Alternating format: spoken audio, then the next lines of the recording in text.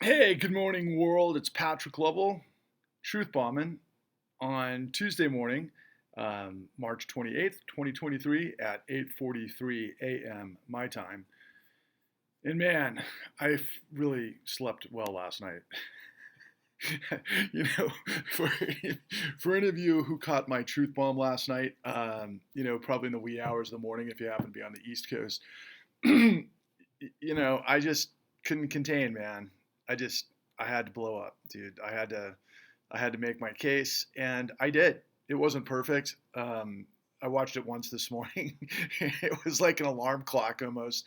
But you know, I I stand by everything I said last night and everything I've said really over the course of the last year on these truth bombs, which I think I've probably recorded over 1,000 hours, I suspect, and that on top of the work that and the hours, the tens of thousands of hours that I put into the con that you can see at www.thecon.tv, which is on Apple TV, Amazon Prime, Microsoft, and the reason it's not on Netflix or HBO or some of the big streamers and the other type of scenarios is because they blocked us because the power that I'm revealing has all the control, and they've got to keep this truth that I have under wraps, and they're going to do everything in their power to prevent me from, you know, for breaking through. And I'm just going to keep bringing it. And I'm going to keep bringing it because it's who I am. It's my DNA. It's my foundation. It's what I'm all about. It's what I've always been about. I've never felt more comfortable in my skin, in my thought process, and everything else. And you know, I woke up this morning, just wondering, God, did I make a mistake last night? Basically, you know, dropping a nuclear weapon on corruption and fascism, and blowing up, make believe, pretenders of progressivism that aren't. No, I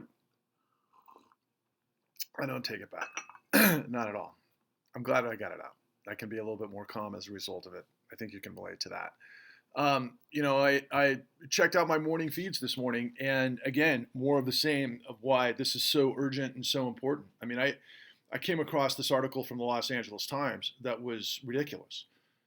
As it turns out, they did a deep dive, long term investigation on the Los Angeles Police Department and learned that victims of police shootings and their families, particularly the families after someone was murdered by the police in this particular case, were harassed by the police and basically cornered and hurt. They came at them full guns, to prevent them from seeing justice in the courts or officers going down for illegal behavior, and that's terrifying. That's about as terrifying as it gets. I'm, was reminded of, I think, one of the most terrifying movies I've ever seen in my life, which was performed brilliantly by Denzel Washington, a movie in the early '90s called Training Day, where this detective, this drug investigator, actually goes rogue and becomes a kingpin drug dealer, and he's got a lot of guys on the force working with him, and it's incredibly insane, disgusting, and sick when an institution, whether it's the judiciary or a police operation, can act with impunity, be above the law, and act in a corrupt and unjust manner. That's the antithesis of what it means to be an American. That's fascism. But I guess, we've had a lot of this type of stuff, in corruption for years and years and years. I remember growing up in Houston, Texas, and I knew that there was a lot of stuff in the '70s in Texas. I mean, when I think about it, the violence in Texas in those days was horrific. I mean, there was gun shootings every single day. I think it was the murder capital of the world for a long time. And then I remember hearing stories about New Orleans being insanely corrupt. And, you had to be on your toes growing up. I remember, and I've been involved with a lot of stuff where I've seen some pretty scary times, been around some scary people, and I had my eyes wide open. And, I've survived this long. And, but the reason I bring that up is also in context to another story I saw this morning, which is Fox News. Well, first they pressured a producer to get on board and do things she was uncomfortable with by way of lying about the insurrection and the stories that Fox was covering at that time. And then when she, got subpoenaed and she was going to tell the truth, they harassed her internally and did everything they could to force her to keep her mouth shut. Both of these stories with the LAPD and then at Fox are indicative of what we show you in the con by way of the financial system. I found some of the top-notch whistleblowers all over the country, and I've got to bring their names to your attention because they're heroes. In fact, one recently had invested in this movement to purge corruption, and his name is Michael Winston. Michael Winston was a senior executive working in the C-suites at Countrywide, and he had the goods on Angelo Mozilla, and Angelo Mozilla was basically a Don. Not as in Don the Con Trump, as in a Don, as in a mafia Don who ran for a while the largest subprime lender in the country based on liar's loans. And we show you in the con some of these cheesy videos of this guy. Kind of reminded me of Ernie McCracken, to borrow another film reference from Kingpin with Woody Harrelson, which is one of my favorite comedies of all time. But this guy would do these cheesy, infomercials like, we're here to help you. And he'd show these families, these African-American families and couples, getting into home ownership and how terrific it is and everything else. Meanwhile, they're using these incredibly predatory lending scenarios that blew up these people's lives and destroyed their lives and stole their net worth. And he got away with it. He got away with, I don't know, I think he got fined $570 million, but he got away with the racketeering that he was involved with. And you're like, okay, wait a second. You start to see this pattern, right? And then ultimately, Michael Winston, he gets gassed by this toxic yellow mist in his office in Thousand Oaks, California. And ultimately, it gives him laryngeal cancer. And Michael Winston, if you've heard him and seen him in our work, he's an incredible orator. I mean, he got paid to basically, speak to the media and speak to Fortune 500 companies, and he was an expert and PhD in psychology and all sorts of stuff. And his value was in his brain translating through his voice that they silenced. He ended up getting laryngeal cancer, and thank God he's still alive. And thank God we've got his voice in the con, but he has now been under, I think, 26, maybe 28 cancer surgeries all over the country. He had to go to the Mayo Clinic, and now he talks through an apparatus to help him talk. And it's a struggle for him to get his thoughts out because that's just what happens when you have your larynx removed. I mean, it's incredible. All of these types of scenarios. Well, let me finish with Richard Bowen, and I brought him up last night with my nuclear truth bomb. But seriously, Richard Bowen was a man of God, of faith, a minister, Methodist minister, I believe, and he couldn't be forced into submission because he lives for a higher purpose and truth and value. Like I've said, like the character John Stark, and he.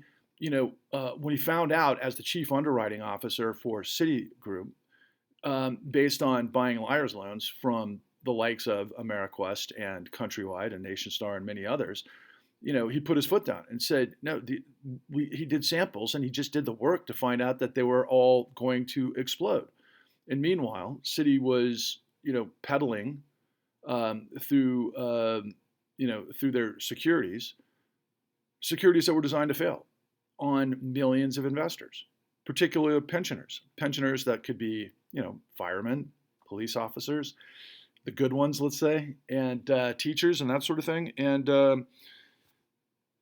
they targeted him to blow up their life savings, which means they were stealing from it. And then ultimately, he tried to prevent it. It was to the tune of, I think I said $90 billion a year. Last year it was $80 billion a year. So I'm off by $10 billion.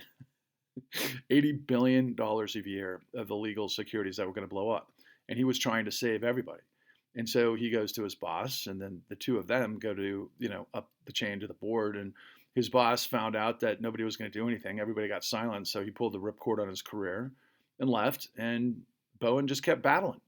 And Bowen did everything he could, including because he understood Sarbanes-Oxley, the law at that time that was passed by the Bush administration, to get the information to the board, and then ultimately the chairman, which was none other than Robert Rubin. And so where do you go when you go up the food chain and you find out that they're all villains? That's a problem. And what happened? Well, everybody covered it up. Everybody covered up what Richard was trying to say, the truth. And the truth had no value at City. And that would be a Machiavellian sort of, for those of you of faith, kind of the trick of the devil, would it not? Well, sure. And Robert Rubin, walked with $126 million. And then, Citigroup walked with $3 trillion. $3 trillion that they fed back into their fat fucking pig face, just like Trump, into stock buybacks, bonus culture, and then getting into the next scam. Okay, it was a criminal organization, and they're not the only ones. The largest bank in the United States, Chase, has been convicted of 5 crimes in the last 7 years, including, of course, RICO. And Jamie Dimon is a recidivist. He's the CEO of Chase. In fact, I brought to your attention on several occasions, Jamie Dimon has said that, the only thing he's worried about is quantitative tightening. Well, why might that be? Because of everything I'm telling you. Because the Federal Reserve is buying the securities and then selling to the global market all of this toxic shit that these fucking fraudulent banks have been creating and stealing money for the wealthy for the last 13 years. Maybe a lot longer than that. But they've been doing it on overdrive because nobody's stopping them. And so in all of these cases, you have, the system that's supposed to operate a certain way, but that's corrupt to the gills, that's destroying and murdering people. And in the bigger vernacular, like I said last night, murdering the American dream. And that's unacceptable. Last night it blew up. I said corruption births fascism. And we have to unite. If you and me and everyone you see who isn't a Nazi, who believes in liberty and sustainability and integrity and dignity come together, we can defeat tyranny. That's the only way it's going to work.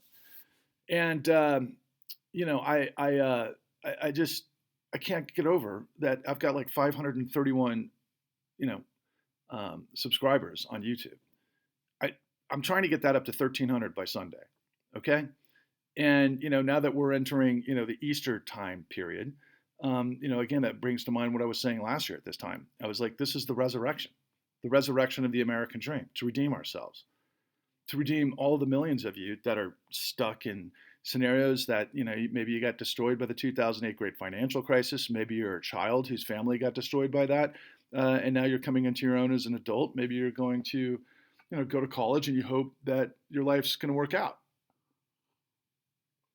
Well, you have a much better shot of it if our system works the way it's supposed to, as opposed to be a hornet's nest of corruption. And the one thing about this, it does, to a degree, require some courage. Not much if you just, contribute, i.e. invest, and then you tell 13 people, to get on board, which is what we have to do to grow this thing organically. But it's not like I'm asking you to pick up a sword, even though I call it a crusade, and I'm not asking you to, and go and root these guys out and, chop their heads off in the public square. That's not what we're going to do. Because I'll tell you what, even if we wanted to, we wouldn't win. The United States has the biggest, strongest military on the planet, and if they want to come down hard, they'll come down hard. I'd like to, speak to many people who work in the service and the police and in the judiciary and everything else, and urge you not to accept and play ball with corruption, and to kick corruption's fucking ass. That's where courage comes from. And I'll tell you, in my personal circle, as we've moved through this whole thing, the people who have exemplified the biggest balls and courage in this whole sort of apparatus are women. They're the most courageous of all because they hate the idea of injustice. They hate the idea of someone raping and pillaging them, and they don't stand for it. And if they have the opportunity to fight back, they do. Hence the Me Too movement, but once it gets watered down and it goes a bunch of different directions and people lose interest, then it loses its effectiveness. And that's why I am coming to you time and again. And I will continue to until this thing sparks, until it breaks through. Because every single day we're going to be reminded of how completely off the rails crazy train our country has become, which is a complete inverse perverse of what we're supposed to be because of corruption, because the diabolical people are more motivated and more complicit. I think this is the way it's always been. And that's why Thomas Jefferson and Adams and the founding fathers are like, it's a great system if you can keep it. And man, they won. They fought. You don't get what you deserve unless you fight for it. And I come from a long line of, in every capacity. Okay. And you need to understand my kind of ideology in this whole process. Besides being a muckraker journalist who's a truth seeker and, somebody who's a brawler for conscience and justice and that sort of thing, because I understand what happens when tyranny and fascism prevails. Horrific things. I don't want to live in that world. I don't want to live in that world. I want to defeat that. And I want to live in a world that's redeemed. Again, the resurrection. And, like I've said over and over and over, if I were a founding father or a patriot at the beginning, I would have become an abolitionist and then fought for the Union, right? And then, continued forward to the great progressive movements of the farmers, upheaval against that time period's being sold down the river by deceptive finance. And that led to a labor rights movement. And then, of course, the women's suffrage movement. And, of course, the environmental movement. And, of course, civil rights. I'm on the side and champion all of those things. And I would have been all the way through. And I mean, I get choked up every time I hear Martin Luther King's speech. I have a dream. The American dream has always been my North Star. I champion that above all else. And I understand that the only way you can have an American dream is if the system functions. And ultimately, the American dream is the law. And, the equal prosecution of the law, not persecution of the good on behalf of the evil. And if we're good is going to triumph over evil in a great resurrection, then you've got to manifest what we've all learned throughout history and what our country has done time and time again to overwhelm evil. In a practical world too, also, it's so hard to get this message through to people because we're so overwhelmed with information. I mean, I've mentioned this many times in my truth bombs that, I'll open up my phone and I'll go to TikTok and 20 minutes later, I'm like, I got to put the phone down because I'm seeing, incredible superhumans do incredible feats.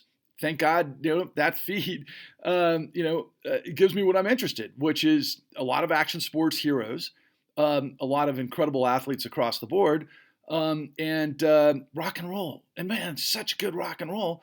And now occasionally I'm seeing my face again because my friend Becky, who is one of the greatest angels of all and who's got a Herculean appetite for justice, and my God, she's from the Midwest in Ohio, and she's as strong as they come, and what a beautiful soul she is, as well as Roseanne Rabiola Mille, the 4'11", 4' something, 8, I think, Mighty Mouse from Chicago, who gives and gives and gives and goes and helps the homeless and the needy and everything else, and then gives every other waking moment of her life to get the truth out there that I've been dropping for a long time because she's understood corruption since she grew up in daily Chicago back in the 60s.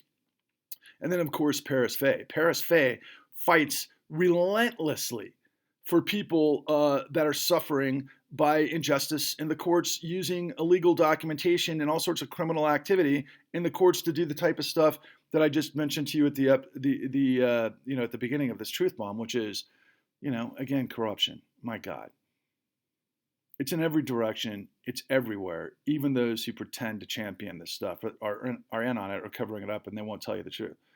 And I was going to mention this and finish this up with progression in terms of. A progressive in terms of my ideology from an action sports perspective. Every great action sports athlete you've ever seen, and from my era, it's more like, okay, Tony Hawk and skateboarding. It's Christian Slater and surfing. It's later Alex Honnold and mountain climbing, and guys like my favorite snowboarder of all time, whose name eludes me at the moment, Travis Rice. Oh my God, how could I forget Travis Rice?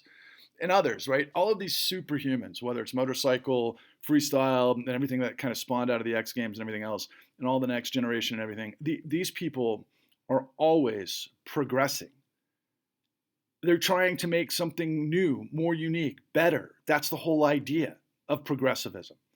And then ultimately, science is progressive. That's how you wind up with something like NASA. And then, everything else that comes forward from science. I mean, the American that I grew up with was this dynamic society where we celebrated people overcoming certain things and challenges and rising above. And I think there's been a kind of a renaissance of 80s sort of vibe things out there. I mean, Stranger Things is a perfect example of it. And what I loved about Stranger Things was that, here are these teenagers that are, kind of gripped with just the regular sort of challenges of being a teenager, from, being accepted and the things you go through, and they find each other and cliques and everything else. But they all had this sort of, vibe that it was like, well, fuck, man, when you're dealing with evil, you just fucking deal with it and get it, you beat it. That's what they did in Stranger Things. And of course, Metallica is the soundtrack, right? Which I absolutely loved. And, we're faced with this monumental turmoil, guys, and I'm just going to finish up with this. And this has been my, we've been in the throes of this insane global corruption for at least 20 years. This just didn't happen. If you start at 9/11, I mean, there's a lot of things that came before 9/11, and I have my instincts about what may have happened on 9/11. It's not part of the crazy train, truthers and Israel planted bombs on every floor, and some sort of CIA sort of insider thing. I think it was as flabbergasting as that, but that wasn't it. I think that there was a military industrial fossil fuel consortium led by none other than Darth Vader, Dick Cheney, and all of those guys out of my hometown, Texas, Houston, who wanted to perpetuate fossil fuel. And they knew that there was this growing sort of, Islamic bent towards us. And I think they welcomed a terrorist attack on our soil that they helped facilitate and knew was going to happen and laid down to allow to happen, to be able to create a catastrophic event, to be able to, give them the opportunity to, create wars that benefited the fossil fuel perpetuation with the military industrial state. We never really fought any of those wars to win, to be honest with you. Just like Vietnam, it was kind of like this protracted, let's just keep spending a shit ton of money, having boots on the ground. And I mean, there was a lot of heroes that went into places like Fallujah that were just insane, that gave their lives for America, but in service of what? This sort of tyranny that is this fossil fuel financial complex? Yeah. But the big question was, what was Saudi Arabia's role? We know that the FBI knew that the hijacking cells were here and who was paying them. We know that. That's public information. And yet, most of us don't have a clue, right? Because we're too busy with so many other things until the world falls in on our head. And I've always been championing that whole thing on 9/11. Like, this is fucking ridiculous. Are you kidding me? Because if you just look at it on its face, it was just perpetuating fossil fuel. And then it's 2023. We just had an intergovernmental agency panel at the United Nations saying that we've passed, the turning point. That chances are that the climate, scenario is going to get substantially worse, and we're fucked. Okay, well, I hope that's not the case, because I think that we have the dynamism and the spirit and the know-how to be able to reboot America, particularly by easily transitioning to a renewable power grid, which would provide millions and millions and millions of jobs, and that comes back to the corruption that we're in the midst of. In 2008 is everything that I've laid out for you, and everything that's since. And now it's just kind of like, the train wreck's getting worse and worse and worse, which leads to corruption, births fascism. But again, the number that you need to think of now, I always talk about the $29 trillion backdoor that was illegally through Federal Reserve Act 13.3 that bailed out the bankrupt institutions that got bankrupted through absolute racketeering and crime. And they should have all been taken down. All of the CEOs should have gone to prison. They should have had all of their money extracted from them. We should have nationalized the banks and then put new players in that actually would create an honest system. But we didn't. We gave the criminals absolute immunity, no prosecution. The shareholders paid for the fines. There was $250 billion of fines. And then we gave them $30 trillion in 2009. We gave them $22 trillion for whatever reason with a repo run in 2019. Many, many, many more trillions during the COVID era. And again, quantitative easing the whole time was making sure and guaranteeing that the rich is 0.001% assets would go through the roof in their stocks and their real estate, and everybody else is fucking slaves. People, please come together. This is the fight of our times. We have to rise as one. We have to raise the torch of liberty guided by the truth. I have spent years and years and years and millions of dollars aggregating from the highest levels the most precise information that puts this entire story together that could take down the entire system if you and me and everyone you see who isn't a Nazi, who believes in dignity, integrity, liberty, and sustainability, unite in unity to turn the tables on tyranny. We have to rise. We have to roar. We have to revolt. It's not rocket science, it's racketeering. Failure is not an option. This is the resurrection of the American dream, onwards and upwards. Please contribute, invest $13 now. Please get 13 people to watch this. Please use any source material that I have that you can use to help make your case. If you're in the courts and you're frustrated and you need the world to know that you're going to have your house stolen through crime, this is how we're going to tell the world. If you're somebody who's sick and tired of this system of calamity in the shadows, pulling off, destroying good people to the benefit of evil people, you must rise with us. We must defeat the army of the dead, of the ignorant and the apathetic and the weak and the cowardly. We must show courage. We must show a relentless capacity to prevail. Like I have this dream, like I said, if I'm Bob Geldof, right, and we've got this revival tour of everything that I have that's going to put everything together that lays out exactly what we are to basically overwhelm the madness of lies from mainstream media and all of the deception that comes from our politicians and, quite frankly, our judiciary. And we elevate this in every city in a barnstorming revival tour. And then we wind up in Washington, D.C. underneath the shadow or the gaze, I should say, and I've been there many, many times at the Lincoln Memorial. We will we will prove that a nation of, by, and for the people shall not perish from this earth. Please, let's get busy. Onwards. And by the way, this is all the clean New Deal. This is all for the clean New Deal. You can't get any sort of changes to anything that are going to make sense for a government of, by, and for the people until we root out corruption. It's the clean New Deal. Onwards.